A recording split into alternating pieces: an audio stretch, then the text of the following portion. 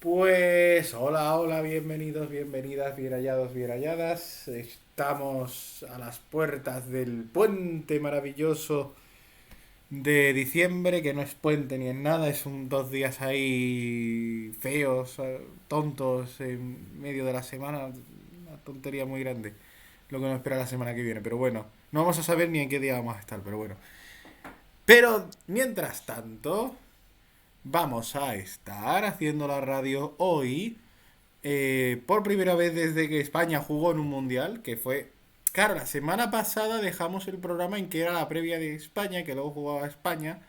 Yo creo que les dimos suerte porque ganaron 7-0, que es una goleada que yo creo que no se ha visto nunca antes. No sé si Maldini puede comprobar si esto ha pasado antes, pero yo no lo recuerdo.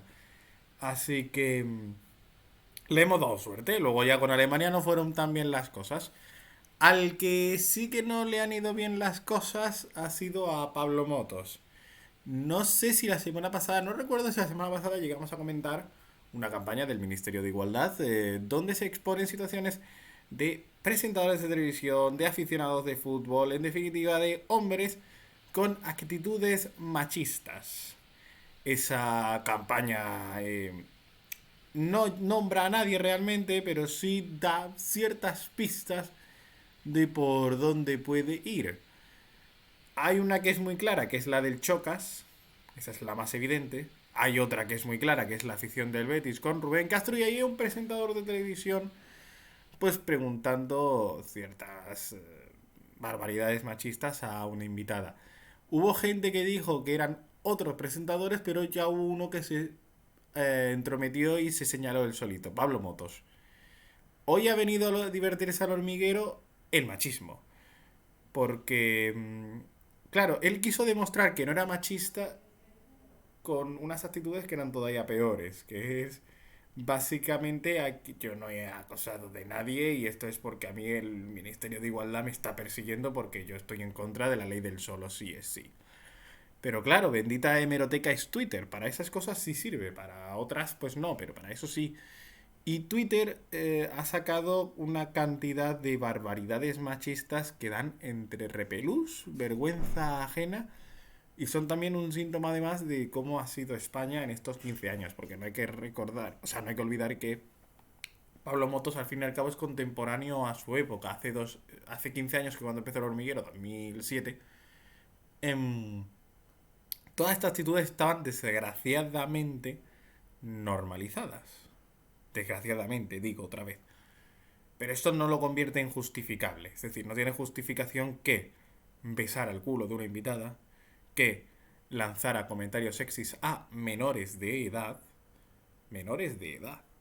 que intentara besar sin consentimiento también a más de una invitada, que propusiera juegos machistas o que hiciera un videoclip donde la gracia del videoclip eran culos y tetas en primer plano durante todo el vídeo.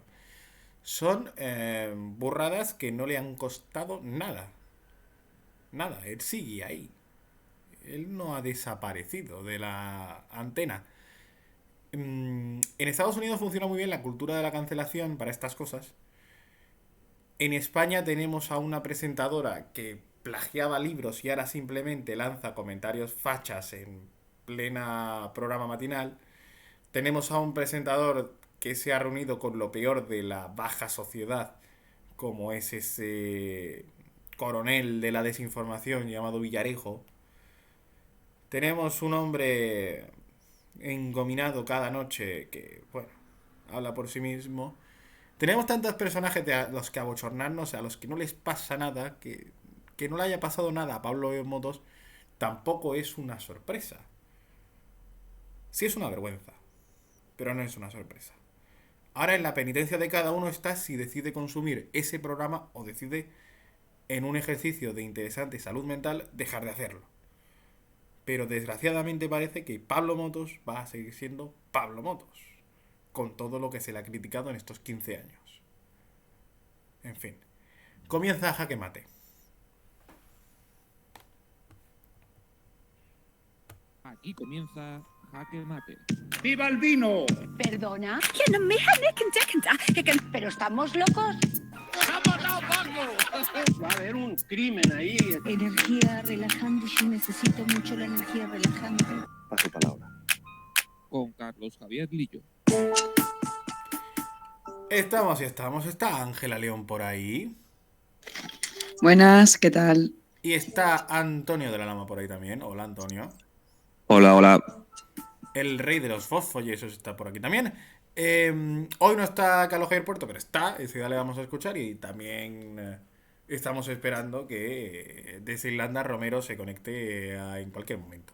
Vamos a ver si ocurre. Pero lo primero, Ángela, oye, a mí me interesa mucho, porque no te he preguntado por este tema, creo. Sí hemos hablado de España, pero de lo de Pablo Motos no. ¿Qué te parece lo de Pablo Motos? Hombre, pues sin duda es la constatación de la violencia que ha ejercido sobre las mujeres a través de su programa. Eso es una evidencia. Que se haya acentuado más el tema a raíz de la campaña del Ministerio de Igualdad, pues bueno, yo creo que eso se queda en anecdótico, pero que también hay que reflejar en según qué esfera el comportamiento que se lleva a cabo con invitadas, que no invitados, invitadas.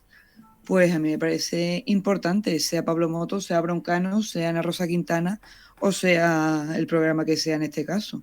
Así que yo creo que, bueno, si su actuación es así, ¿por qué no denunciarla? Si no fuera así, no se denunciaría. Pero a mí me hace mucha gracia porque realmente de este tema se ha empezado a hablar cuando Pablo Motos ha decidido lanzar ese speech diciendo que a él el gobierno le está persiguiendo porque es crítico. O sea, pese a que la campaña llevaba más tiempo, porque realmente no se pronunció tampoco el mismo día de la campaña, todo run run en las redes sociales, de hecho es trending topic desde el viernes, sí, ha llegado a través de sus palabras, no de la campaña realmente.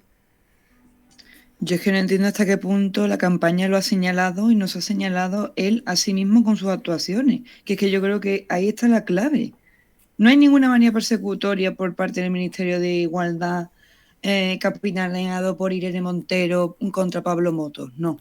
Porque si analizamos lo que es la propia campaña, ahí aparecen muchos más escenarios en los que se llevan a cabo la denuncia de la violencia hacia la mujer.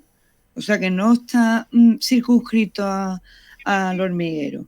¿Quién es protagonista de esa campaña que ha salido escaldado? Lo vuelvo a reiterar, sus actuaciones lo definen y eso es conocido por todos.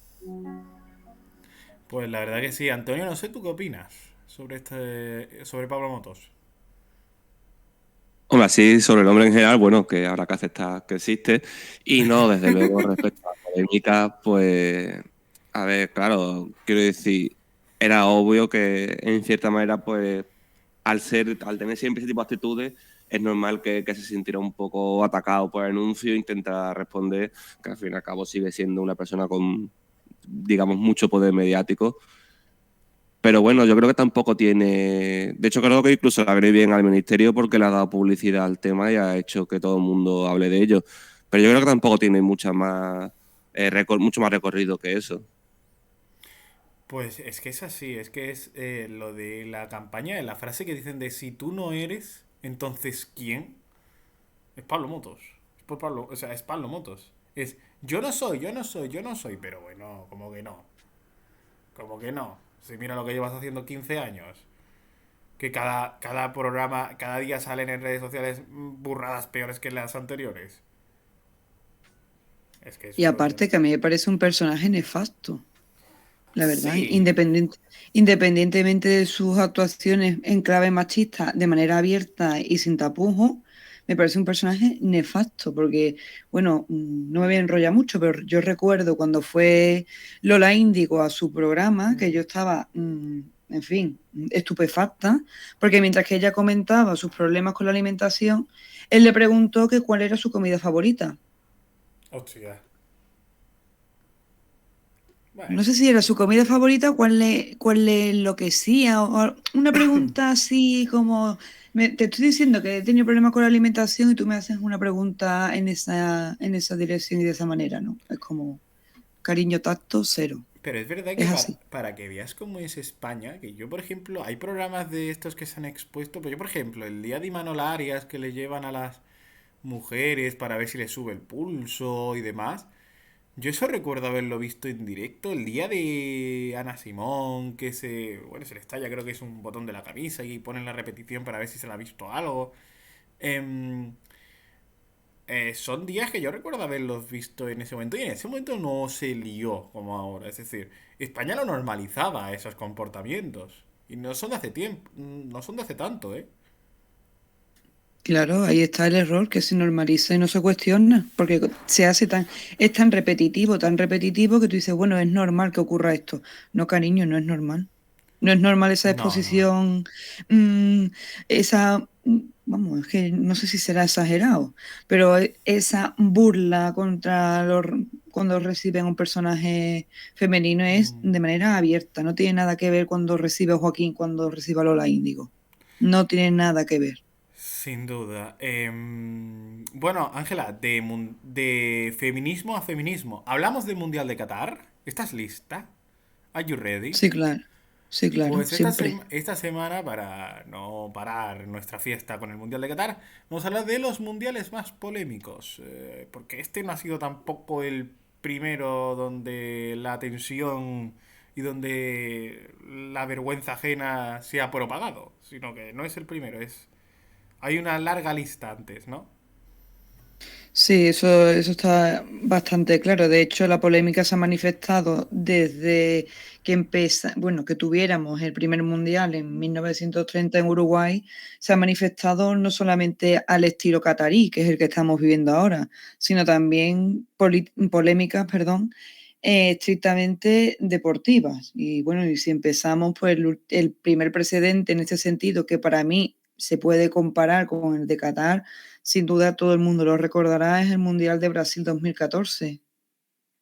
Sin duda el escenario tiene muchos Ujú. matices parecidos a Qatar, porque efectivamente se llevó la misma actuación, es decir, una inversión desorbitada en un país que efectivamente en ese momento pues vivía, y ahora en el presente también, ¿no? Una desigualdad flagrante, una inversión en el que se llevó a cabo 19.000 millones de euros en un momento en el que, bueno, se llevó a cabo un maquillaje tremendo de cómo era la situación en Brasil, ¿no? En Sao Paulo y demás.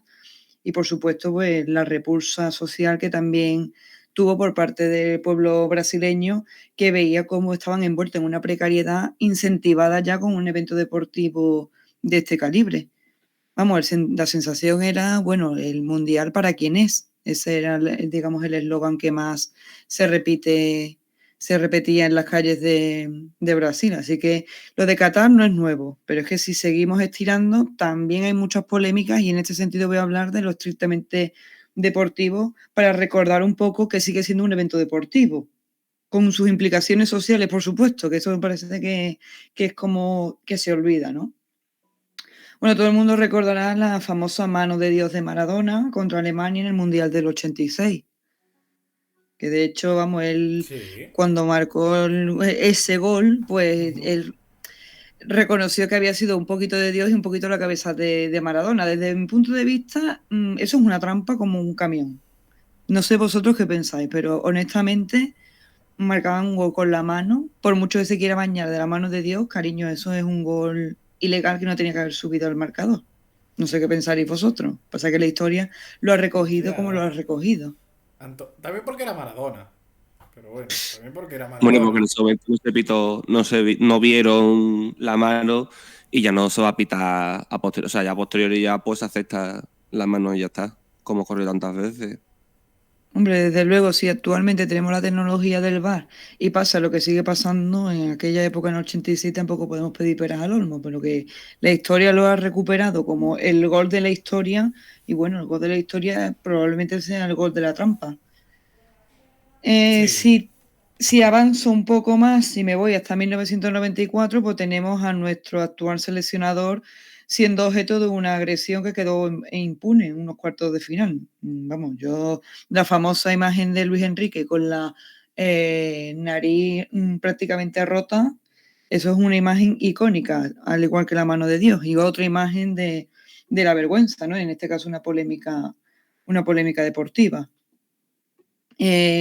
Avanzamos un poco más y llegamos a 2002, que eso ya yo lo recuerdo porque, en fin, yo tenía 7 años y jamás se me va a olvidar cuando anularon a España 2 goles en supuestos fuera de juego. que al final no era fuera de juego, vamos, eso se vio en directo, que yo incluso lo recuerdo. Efectivamente, pues el árbitro a la larga se demostró que la Asociación Coreana de Fútbol pues lo había, digamos, como comprado un poquito, ¿no? Gamal Gandur, que era el árbitro en ese momento, pues efectivamente fue suspendido y desde España la prensa pues hizo una serie de acusaciones de esa estafa, ¿no? De esa compra de ese árbitro de manera flagrante. Si traemos también al presente un poco más y hablamos del cabezazo de Zidane a Materazzi, que todo el mundo lo Mítico, recordará, ese es mítico. recordará esa embestida por parte de uno de los mejores jugadores de la historia del fútbol. Esa imagen fue trending topic y yo creo que fue incluso la imagen del Mundial, más allá del resultado final, ¿no?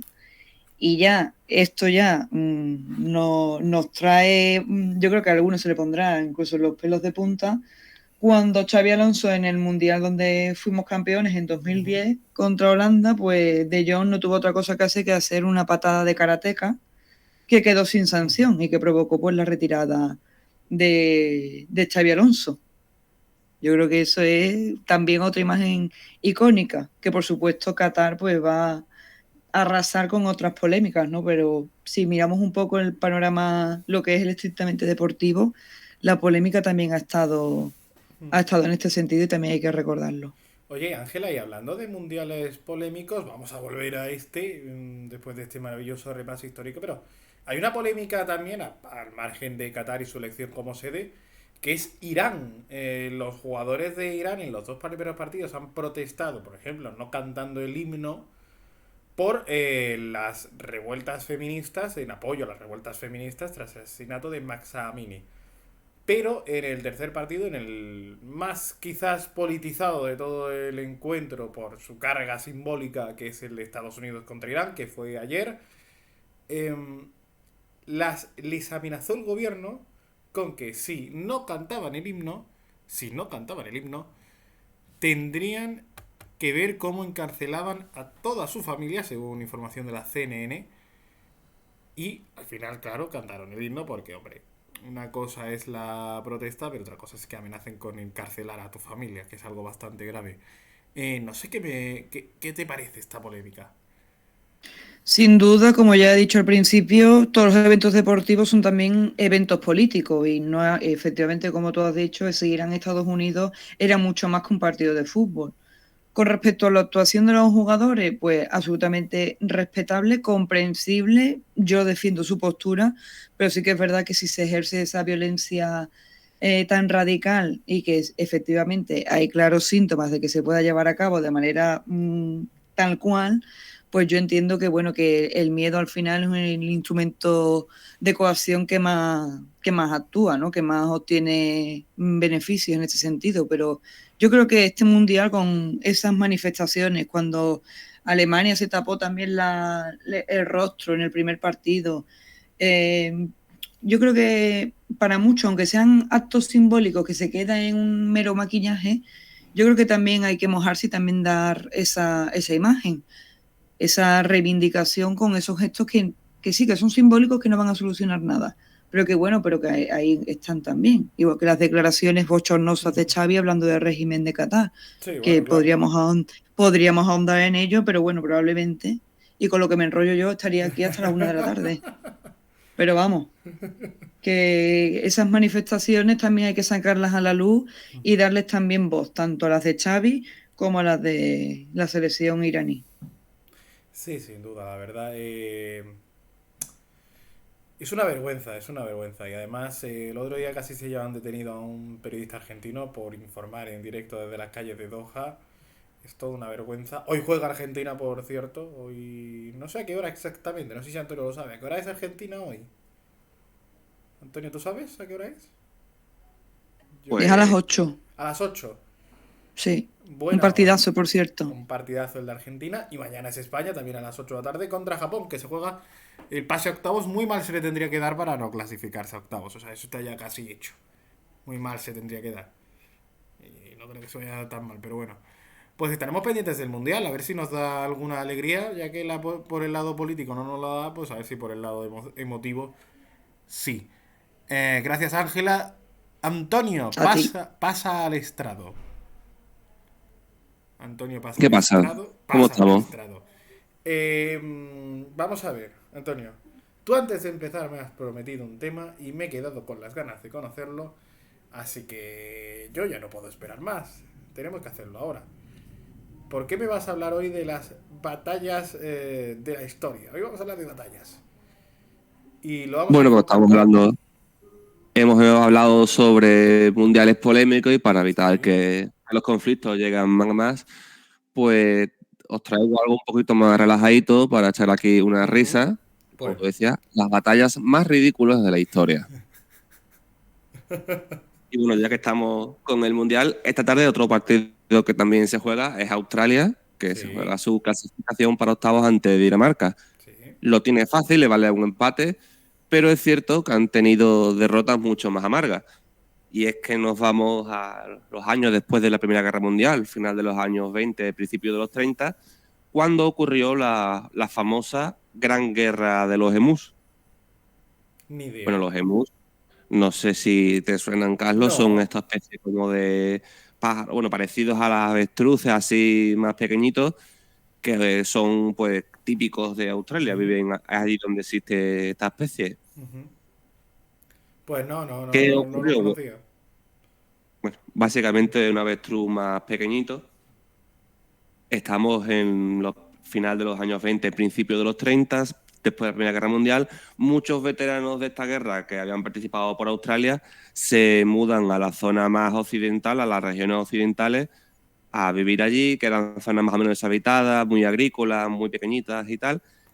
Y allí empiezan a cultivar. ¿Qué ocurre? Los emus, hay una época del año en la que emigran después de criar, y tenían problemas porque llegaban pues decenas de miles de mus y al final pues se cargaban las tierras cultivadas, se comían el trigo, etcétera, etcétera. ¿Qué hacen aquí por los pueblerinos? Pues se van hacia estos veteranos que estaban ahí y dicen, oye, hace algo que esto no puede ser. Ujú. Total, pues una delegación se reúne con el ministro de Defensa y finalmente pues consiguen unas ametralladoras del ejército y dos militares, dos antiguos veteranos con una ametralladora y bastantes balas, se planta delante de los emus. ¿La idea cuál era? Pues cuando viniera la tropa, empezar a disparar y convertir eso en una escabechina. Hubo un primer intento en el Sí. que, bueno, intentaron hacer una emboscada trayendo los emus para poder acumularlos, pero ya Ujú. empezaron a disparar cuando estaban muy lejos, los animales se asustaron y se fueron corriendo y al final no consiguieron nada, solamente matar alguna suelta. Intentaron Flipante. un seguro intento, ya cuando volvieron a atacar los cultivos, otra vez volvieron a pedir apoyo y aunque habían prestado, bueno, se volvió a hacer otra vez el mismo intento, ¿no? De prestar las ametralladoras, ponerse allí, intentar atraerlo para acabar con los pájaros. Y al principio es verdad que parecía que iban a tener éxito, que mataron unos cuantos emus, pero el tercer día empezaron a tener problemas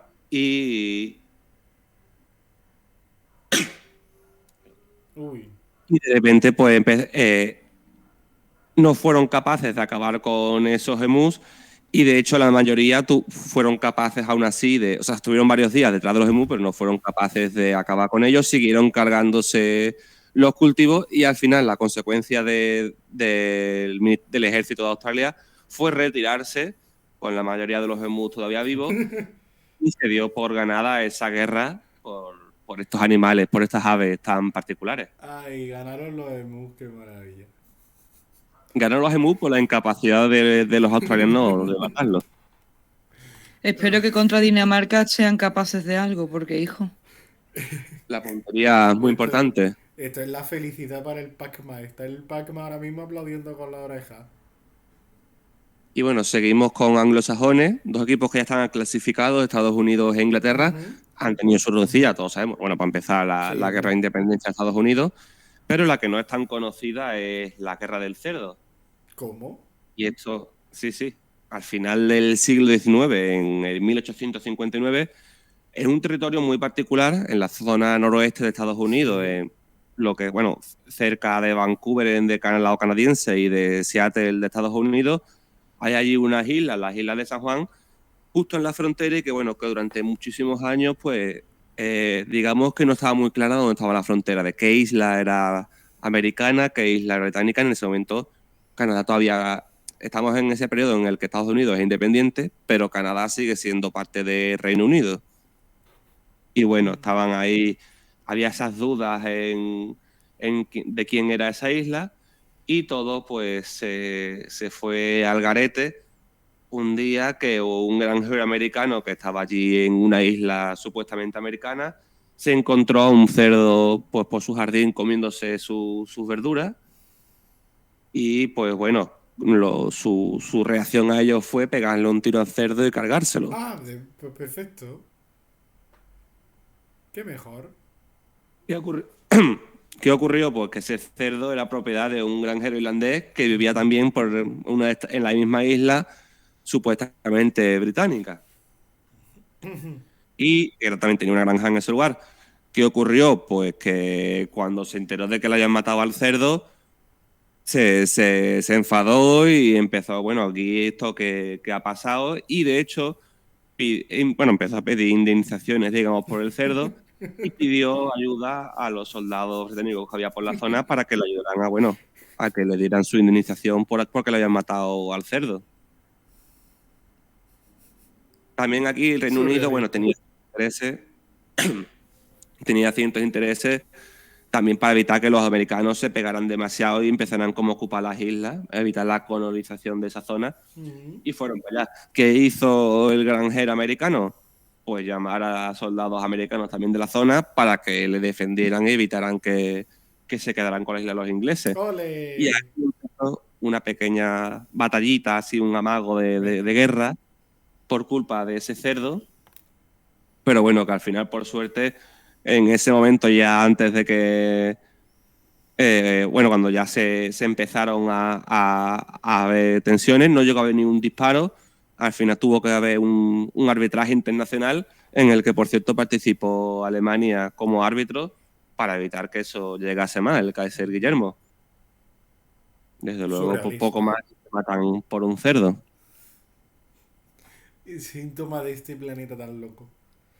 Te imaginas, hombre, es que yo no sé cuál es mi preferida de las dos. Ángela, ¿cuál es la preferida de las tuyas? Porque Pues, la primera también está muy bien. Es que la primera yo Hombre, soy fan. yo me quedo con la primera, la verdad que me ha La primera dejado yo, tocada. la primera yo soy fan. ¿Algo pues más que tengo, contarme? sí, bueno, tengo más todavía porque Tenemos hasta tengo las incluso 5 de la la mejor. tarde. Bueno, tampoco tanto. Pues venga, vamos rapidillo. Está la famosa batalla de Caránsebes, Sí. que bueno, esto No. fue dentro de la guerra austro-turca. Pues cualquiera que conozca la historia, pues durante muchísimos siglos los austriacos y los otomanos se estaban pegando permanentemente en la zona de los Balcanes por el control de los territorios. Y en una de estas batallas, en el siglo XVIII, en el 1788, pues los austriacos, que eran conocidos por ser un país con muchas nacionalidades, tenían italianos, los propios austriacos, húngaros, yugoslavos, checos, tenían de todo, más allá, aparte de los mercenarios. Consiguieron una posición buscando los turcos, y los húsares em, estaban haciendo una expedición de reconocimiento. No encontraron turcos, pero sí a unos gitanos que les vendieron aguardiente. Ah, mira, bueno. Bueno, pues No la está gente mal. formaron así una mini base, se bebieron el aguardiente y lo pasaron muy bien. Poco tiempo después empezaron a llegar las primeras vanguardias de infantería, y pues también pidieron su ración de aguardiente, a lo que estos soldados pues dijeron: el aguardiente es nuestro y nosotros no los bebemos. Ya borrachísimos perdidos se negaron a eso, e incluso construyeron unas barricadas dentro de los barriles para defenderlos. Ay, qué Hubo así maravilla. algunos disputes, acabaron con algunos disparos del aire. Entonces, de repente, pues otros soldados romanos que venían de otra zona también a concentrarse allí, pensaron que eran francotiradores. Otros soldados también empezaron a salir corriendo y huyeron, los húsares, por ejemplo. Total, que ahí de repente llegaron los oficiales austriacos y empezaron pues a pedir que todos se pararan dejando de hacer el tonto, ese grito en alemán para pedir el alto, halt, que algunos soldados entendieron como Alá. Y en ese momento, pues claro, el grito de guerra de los otomanos que eran musulmanes. Con lo cual se declaró el caos porque, claro, allí nadie hablaba alemán, allí cada uno era de su padre y de su madre. Y en esas que empezaron a atacarse unos a otros, de repente la artillería con los oficiales contra la caballería de los húsares, pensando que viendo esa carga pesada en turcos y dispararon, pues total, hubo en torno a unas 1000 muertes de soldados, de que obviamente una vez que se calmó la situación y vieron lo que había ocurrido, se fueron. Poco después llegaron los otomanos para esa batalla que se iba a producir, y imagínate tú la sorpresa de encontrarte pues de repente 1000 soldados muertos sin que haya habido batalla ni nada. Consejo, no bebáis. El alcohol es malo. Ya está. No puedo decir nada más. Pues sí, hay que tener cuidado con calentarse, que es algo más también tiene mucho en común tanto los alemanes como los ingleses. Hombre, y además, sobre todo, si no se quiere acabar como el chaval este que ha intentado bajar la tasa de alcohol dando piruetas de capoeira, no sé si lo habéis visto. Ay, Antonio, ¿tú has visto ese vídeo? Ese vídeo es una O sea maravilla. que mejor beber, pero con prudencia, para no acabar ni de una manera ni de otra. Ese vídeo es fantástico. Ese vídeo es una fantasía vital. Ay, qué maravilla de vídeo. Me encantó. Qué maravilla de vídeo. Antonio, ¿algo más? Anything more? Bueno, como, hombre, si quisiéramos quedarnos aquí un buen rato más, porque desde luego hay de sobra, pero Pero veo que ya. ese rato va a ser la semana que viene en todo caso. Porque te veo ya con el tiempo justo. Sí, me veo que es que tengo que ir ahora al súper a comprar unas cosas. ¿Cómo ha subido la barra de pan en el súper? Ha subido 5 céntimos.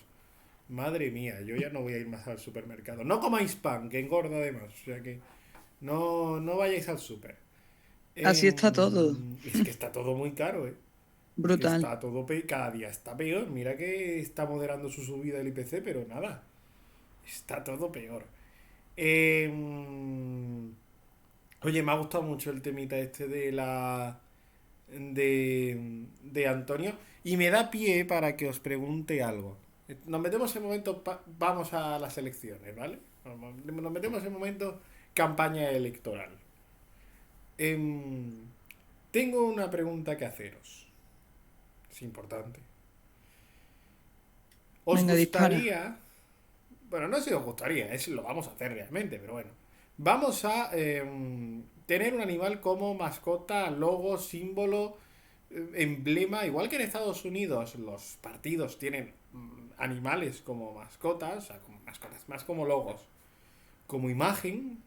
El PP tiene aquí a una gaviota como imagen también. Nosotros también tenemos que buscarnos un animal que nos represente. Así que podéis soltar la lista de ideas. A partir de ahora, podemos todas las que se os ocurran. Animales. Hombre, yo creo que el protagonista, según lo que ha contado Antonio en su sesión, el cerdo, yo creo que es el protagonista por antonomasia, la verdad.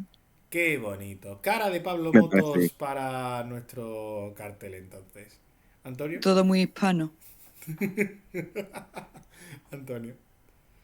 Hombre, yo la verdad que estaba pensando en ti en los carteles, pero bueno, también es otra opción. Pero bueno. Oye, no tienes vergüenza ninguna, ¿eh? No tienes vergüenza. Eres muy tonto. Hombre, Em, yo también apoyo esa idea, ¿eh, Antonio? Yo creo que es un logo pero así interesante. como animal no tenéis vergüenza ninguno de los dos. Claro, te ponemos unas orejas de lobo o algo así.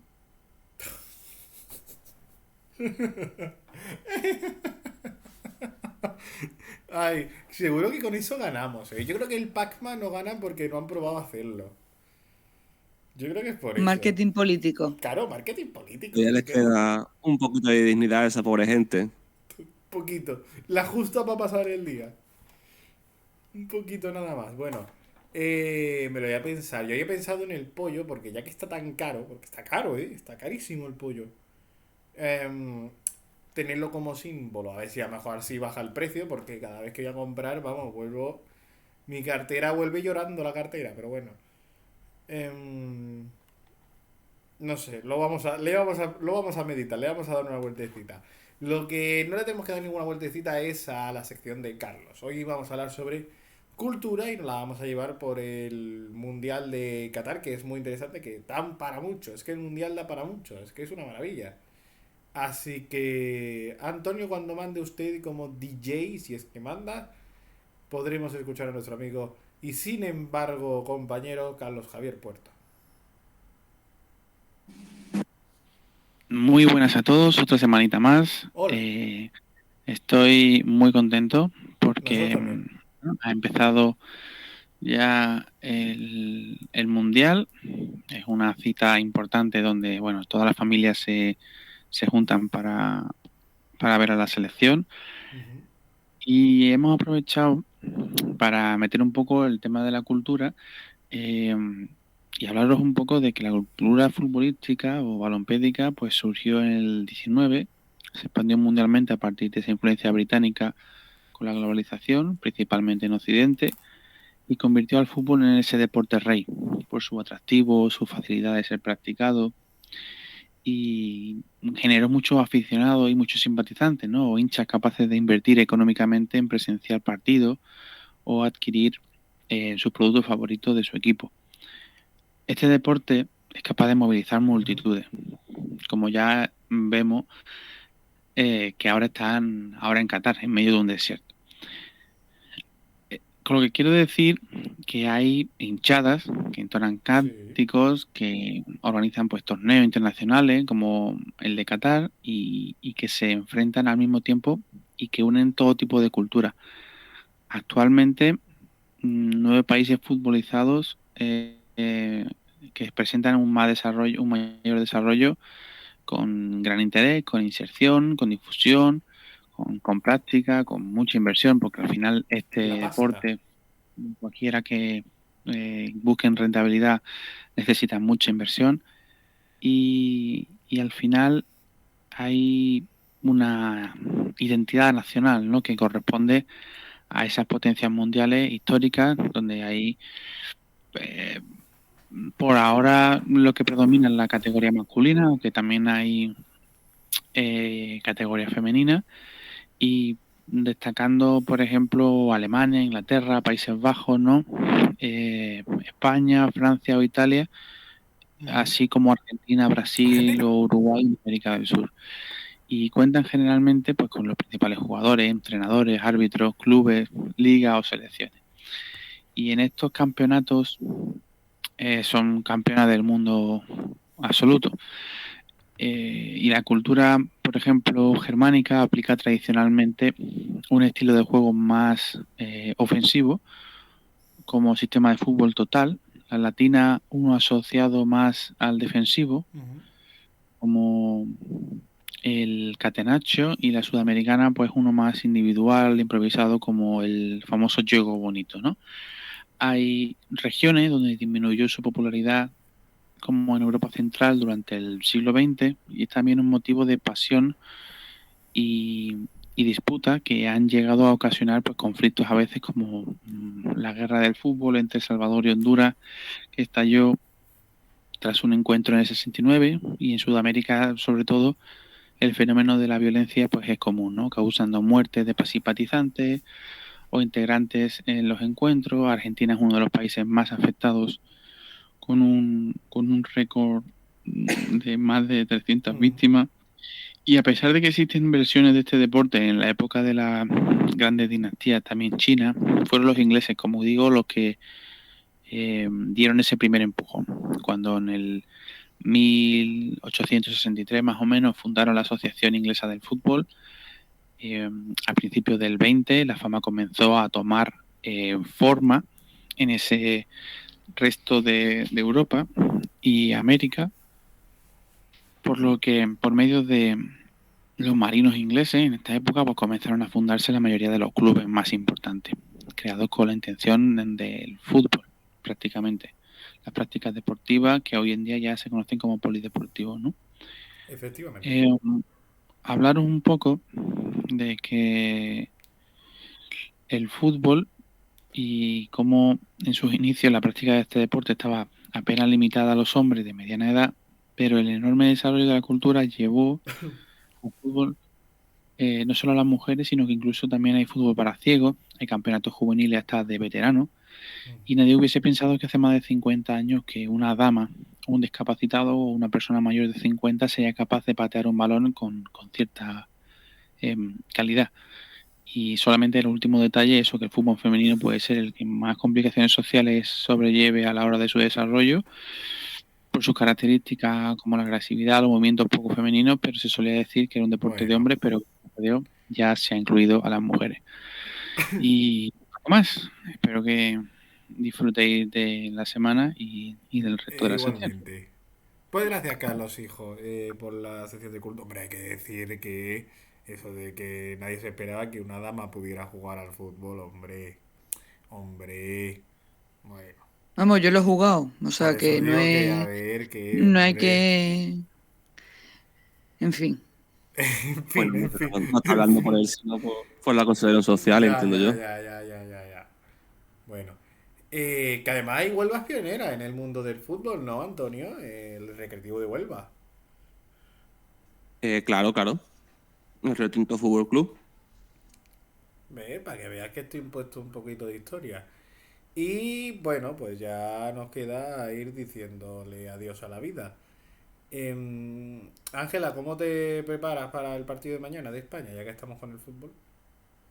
Hombre, pues sin duda veremos a ver qué es lo que ocurre, ¿no? A ver si certificamos ya la buena racha y el buen juego contra Alemania, aunque y me vais a matar, el partido Ay. hay que jugarlo Sí, y ver hombre. qué es lo que pasa, que Japón no es enemigo pequeño. No hay selección pequeña en este mundial, no la hay. Eso te ha quedado muy Rajoy. Eso te ha quedado Lo demasiado. siento. El enemigo puede estar en cualquier sitio. ¿Has visto que ahora Rajoy es articulista de deportes, no? Sí, ¿Has José. leído esas obras maestras de la literatura española? ¡Qué fantasía! No sé. Cuando quiera perder la vista, quizás que me atreva. Alemania es Alemania y es la que gana siempre y antes casi... O sea, no, es la que gana... Es que es complicada la frase. Alemania es Alemania y es la que ganaba casi siempre y ahora siempre. Algo así era la frase. Madre mía, tío. Este tío, este hombre... Es que a mí que este hombre haya sido presidente del gobierno, a mí me sigue sorprendiendo. O sea, tú imagínate que tú llegas a Europa a pedir algo y empiezas con esas frases. Hombre, sin duda es un personaje de características bastante llamativas, ¿eh? De hecho, yo no sé si en vuestro entorno pasa, pero en mi entorno hay mucha gente que tiene aprecio por el personaje que es, Sí. no por su faceta política, sino por el personaje que ha sido mediática y políticamente. ¿Cómo no vamos a tener aprecio por el bueno de M. Rajoy? ¿Cómo no vamos a tener aprecio por él? ¿Verdad, Antonio? Hombre, Carlos, además, posiblemente de los mejores oradores que han pasado por la política española, de los más inteligentes. Tú fíjate si es de los mejores oradores, ¿cómo será el peor? Bueno, hombre. Ay, qué grande Rajoy. Bueno, mientras está escribiendo artículos deportivos, no está destruyendo discos duros. O sea que, dentro de lo que cabe, mejor que escriba. Y no hace falta nada más. Pero bueno. Pues Ángela, la semana que viene le vamos a dar vacaciones a Antonio. Le aplaude o algo, yo que sé. Feliz. Porque la semana que viene tenemos... Mira ahora, cómo se lo pasa. Porque la semana que viene tenemos un programa especial Criptomonedas con una entrevista que grabaste, ¿no, Ángela? Tenemos un reportaje. Sí. ¿Con quién has La podido verdad hablar? La verdad es que yo creo que va a ser una entrevista interesante porque se analiza, vamos, ya sabéis que yo tengo una curiosidad por ese mundo del metaverso que para mí es incomprensible y será incomprensible hasta el día de mi juicio final. Y por eso abordé ese tema. Y yo creo que va a ser interesante porque digamos que desgrana un poco el tema de las estafas, el tema de la formación necesaria para abordar según esas inversiones. Incluso desde ese punto de vista analítico y crítico, hay también una defensa de ese tipo de inversiones. O sea que yo creo que está bastante bien porque combina eso, el análisis, pero desde el punto de vista positivo y también negativo. Pues sí, ¿con quién has podido hablar? ¿Cómo se llamaba este hombre? Bueno, No lo recuerdo. Era el presidente, el sorpresa. vicepresidente de una asociación de afectados por la criptomoneda. No me acuerdo Ay, del nombre, pero igualmente cuando descubramos el pastel, pues ya se sabrá quién es y a qué se dedica y todo esto. Yo creo que es claro, interesante saber que también hay una parte del derecho que se preocupa por este tipo de cuestiones.